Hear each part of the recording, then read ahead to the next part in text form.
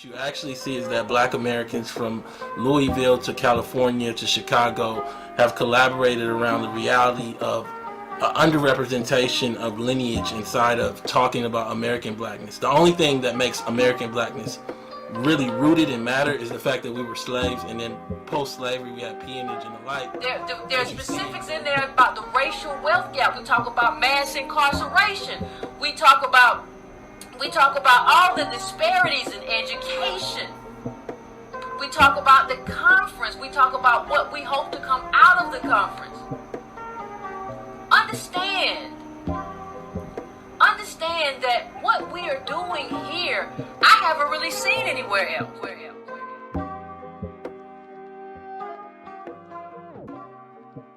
The voices you just heard are the voices of Antonio Moore and Yvette Carnell. Together, these two Gen Xers, along with thousands of other Americans, including millennials and zillennials, and even baby boomers, have started a new political movement called #ADOS. In this episode of Black Civics, we'll tell you about what ADOS is, what it's about, how and why it got started, and why it's so relevant to Black civics and Black politics today.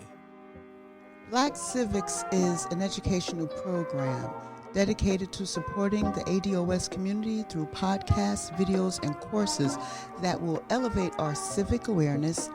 Together, we discuss politics and government, public policy, political activism, and much more, all in a way that's easy to understand and helps you learn. Black Civics is brought to you by Kimberly Renee Davis, Tony Blunt, and Chris Lodgson.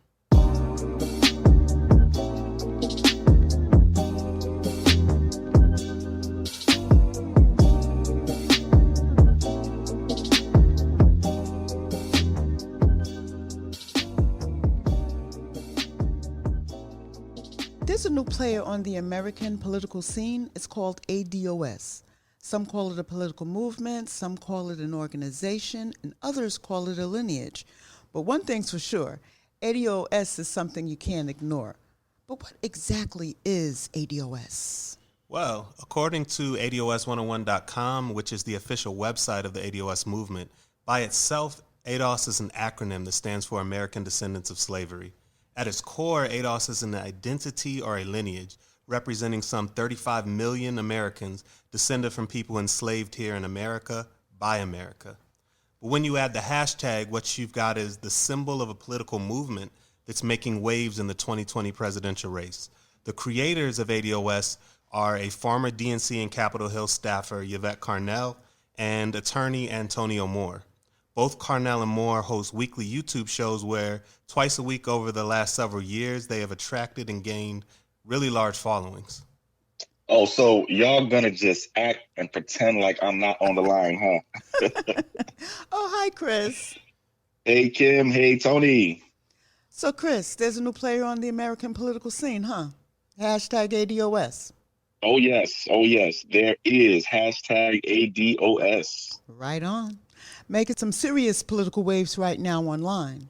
You bet, and yes. So let's start with the basics. What do the letters ADOS actually stand for?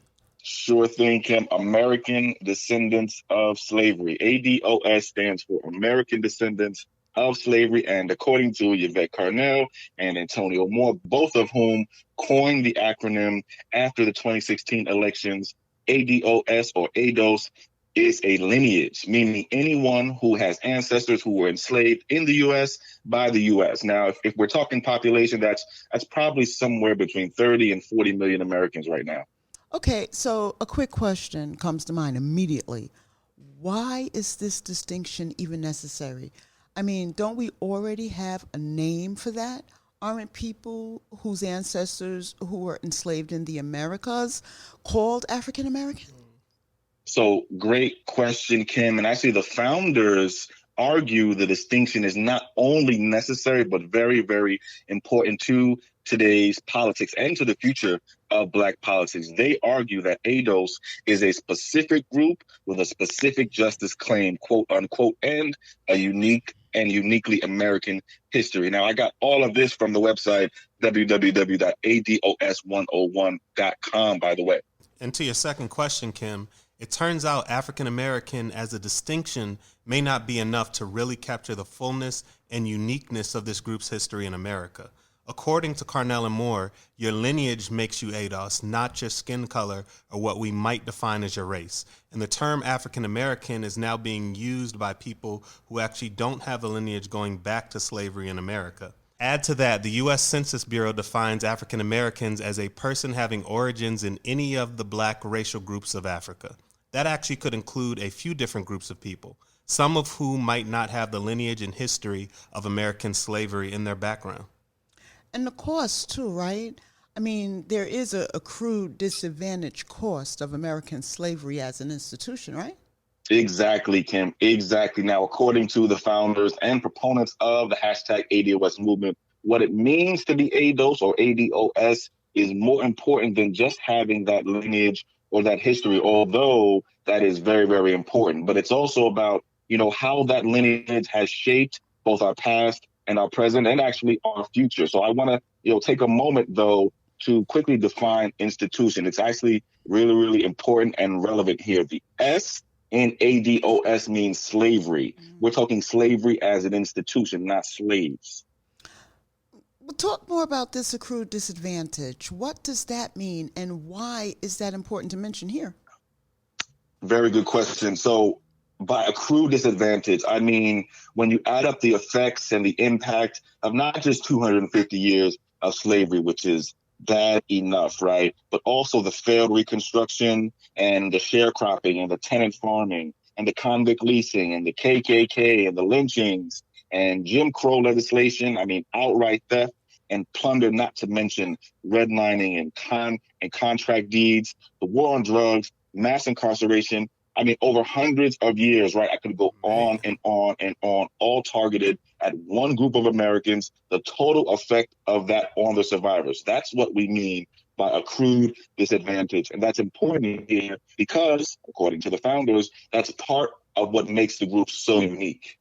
So, question to be made between ADOS and the ADOS political movement.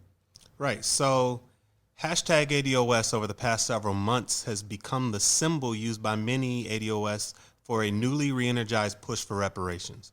Because of that accrued disadvantage we just talked about, you may have heard a little something about reparations in the news. Definitely. Seems presidential candidates, senators, and everyone else are now talking about reparations. Nowadays, even among everyday black folks, ADOS, the talk is reparations, reparations, reparations.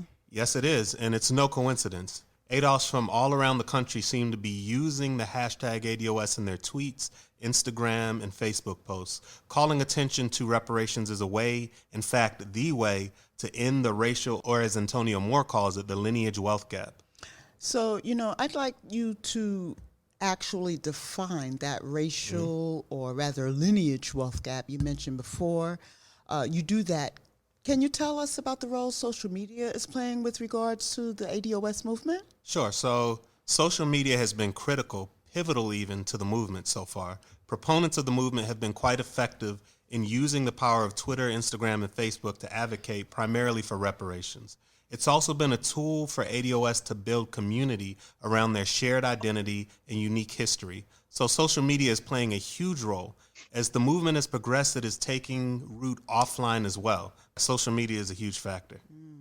Right, Tony. And I actually want to touch on that lineage wealth gap. So we first need to talk about what we mean by wealth, right? So generally speaking, according to economists like Dr. William Sandy Darity, professor at Duke University, we're talking about the value of all the things a household owns minus what it owes. That's what we mean when we say wealth. And the phrase lineage wealth gap, as Moore and others call it, is actually a modified form of Thomas Shapiro's racial wealth gap.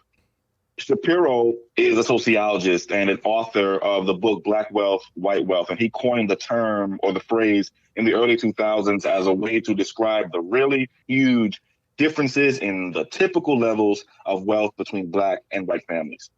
So the ADOS movement is actually calling for reparations to end this lineage wealth gap, right?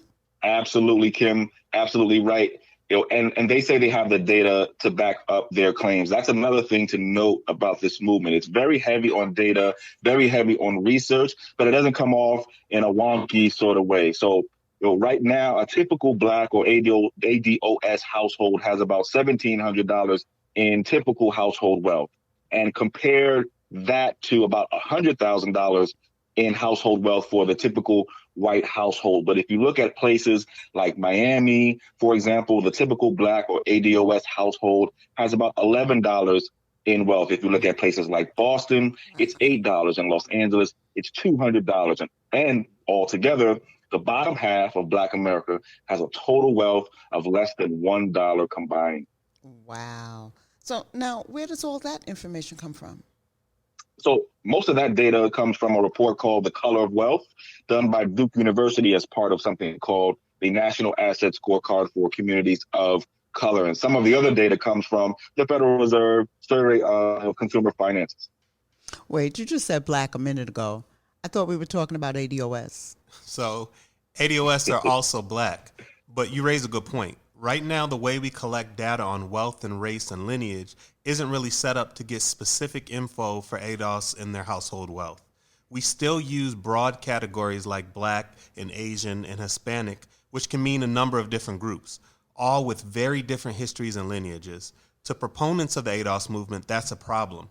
But people like Dr. William Darity Jr. and others have been doing some really groundbreaking research on this, and studies like the one mentioned actually break it down by the different histories and lineages of the individual groups. For example, instead of just Black, some of these studies can actually break it down to Native Blacks or ADOS and foreign-born Blacks from, say, Nigeria or Ghana, etc. Okay. So this ADOS movement is fighting politically to close the lineage wealth gap with reparations. But question, how do they define reparations and how are they fighting politically for this? Well, according to the website ADOS101.com, reparations is a debt the U.S. government owes to ADOS for the system of slavery and the oppressive systems that followed. As for what it would look like, the website says it would take the form of $1 trillion program that would include cash payments to American descendants of slavery in addition to large-scale programs. According to Newsweek, reparations could cost the U.S. government up to $14 trillion. So as far as how exactly the group is fighting for reparations, it's a combination of things, right? So we talked a little bit earlier about how social media is playing a role here, but it's not just on social media where everyday people are engaging politicians and government officials on the issue of getting reparations legislation passed for ADOS. It's also people showing up to politicians' offices and public events, questioning them about reparations and about a Black agenda. Hey, weren't a bunch of ADOS folks at the HR 40 hearing a while ago? Yes, you're right. And that's another example of what Chris is talking about. ADOS showed up in Washington, D.C. on Juneteenth for the HR 40 hearings. What's even more interesting is that if you talk to ADOS, they'll tell you that ADOS is largely responsible for the hearings happening in the first place. Congress has had to respond to their demands for reparations legislation in the form of HR 40. Now, just for the record, what is HR 40? So HR 40 is a piece of legislation, a bill in Congress, and its official title is Commission to Study and Develop Reparations Proposals for African Americans Act of 2019. But it was originally introduced way back in 1989 by Representative John Conyers, and now is being led by Representative Sheila Jackson Lee of Texas. So now, what does HR 40 do? Generally, HR 40 creates a commission to study reparations and then possibly develop remedies and proposals for reparations. So the bill hasn't really had any traction since it was introduced back in 1989. That is, however, until #ADOS. And there's also now a Senate version of HR 40 for the first time in history called S-1083, introduced by Senator Cory Booker of New Jersey. That's even more evidence of the effectiveness of ADOS and how they're fighting politically for reparations.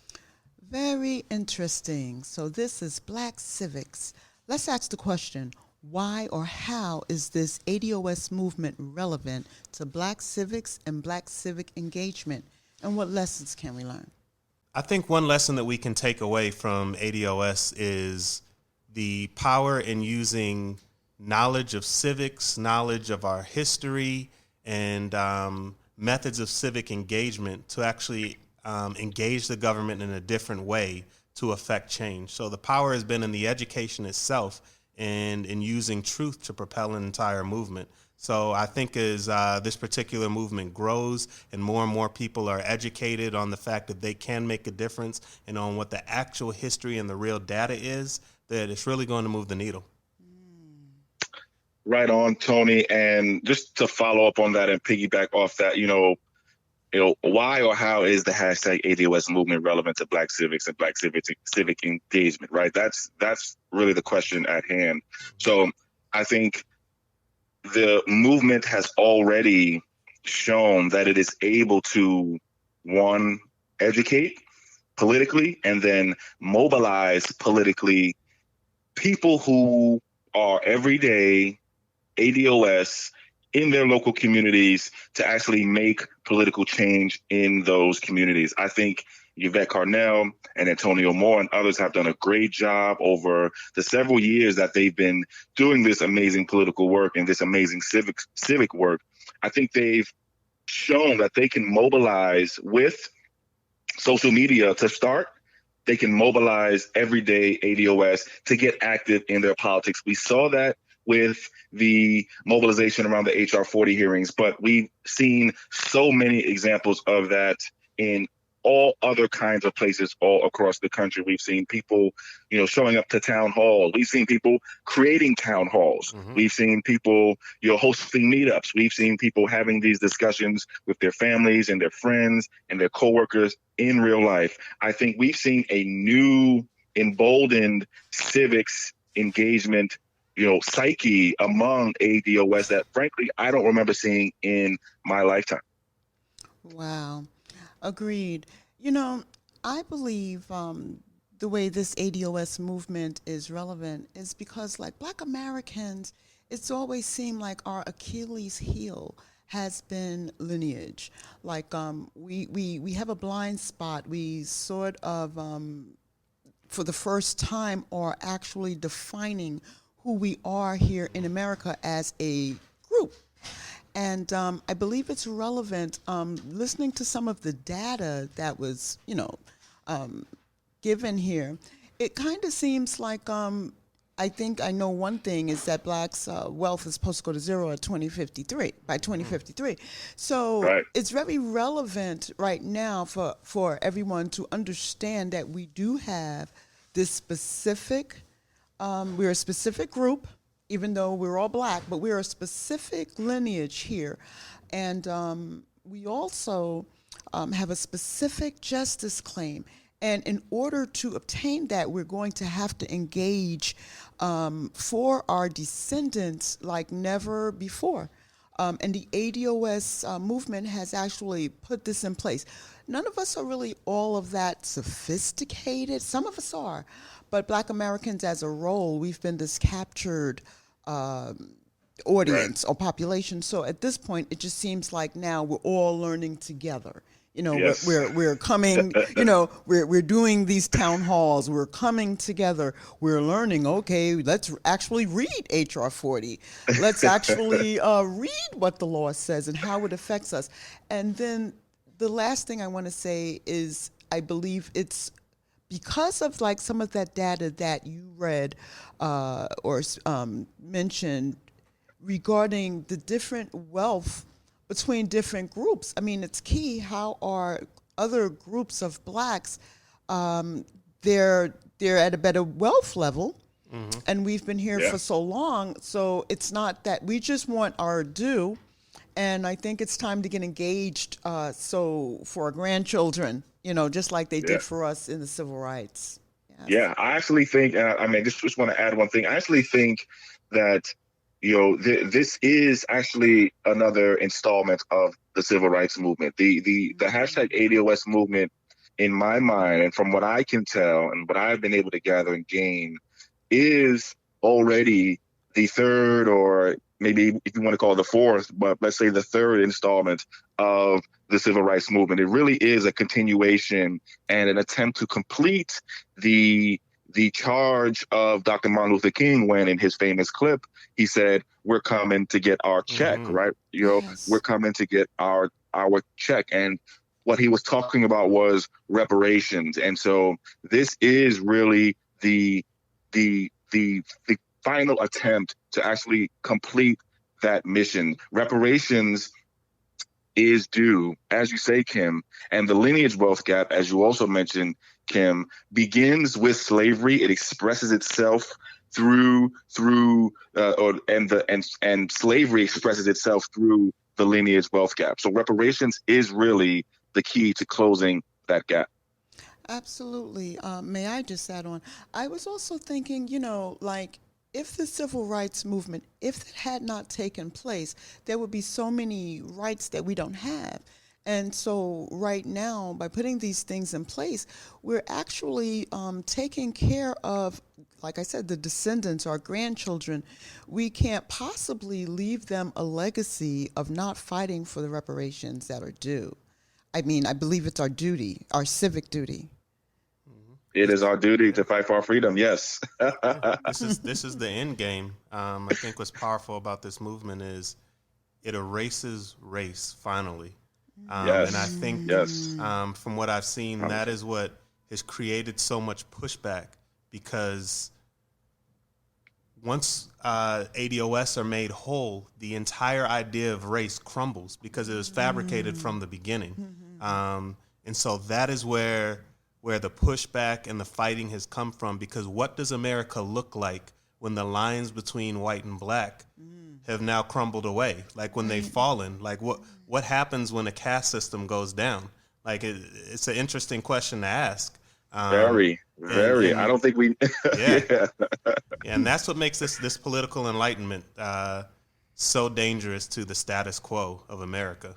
Absolutely. I mean, I don't want our grandchildren and our descendants to be living in a country that we built, becoming a bunch of beggars. I mean, there cannot be any way that we can leave that for them. I just believe we have to fight. And so the civic engagement is key. Politics, like Yvette Carnell says, politics is your life, but it's an exchange. So at this point, we're looking for the exchange, and we're looking for this justice of reparations. For more information on how to engage and get involved in the ADOS movement, visit us at www.blackcivics.com.